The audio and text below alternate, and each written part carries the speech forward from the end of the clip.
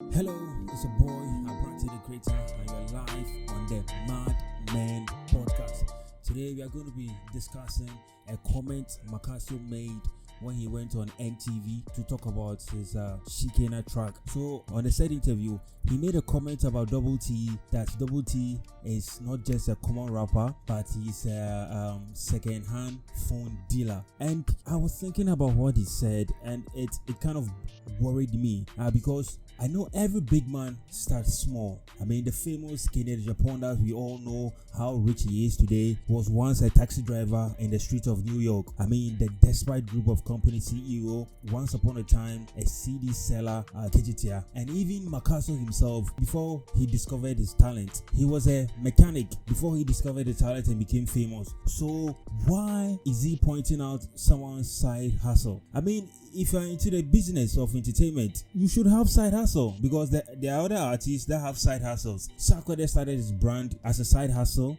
The merch that he was selling was too expensive. His fans couldn't buy, so he had to close down that business. Shatawale has his own merch that he sells as a side business. Stonebwoy has his Boss Energy drink to sell as a side business. So there's nothing wrong with an artist being a rapper or being a singer and still having a side hustle. If swapping phones or being a second-hand phone dealer a side hustle for Double T, I don't see anything wrong why Maccasio should point it out as something. In fact, he made it sound like it was a negative thing for Double T to be engaging in, or an illegal thing. Meanwhile, it's not illegal. Double T is a good rapper. If you compare Double T to Maccasio, I think they are on the same level. And if today he wants to use the swapping of phones or dealing in second-hand phone as a side business, there's nothing wrong why it should be said in the first place. The two of them have this back and forth beef that is going on, and it's 2021, and I think this interview he granted, I'm sure he's trying to revive that beef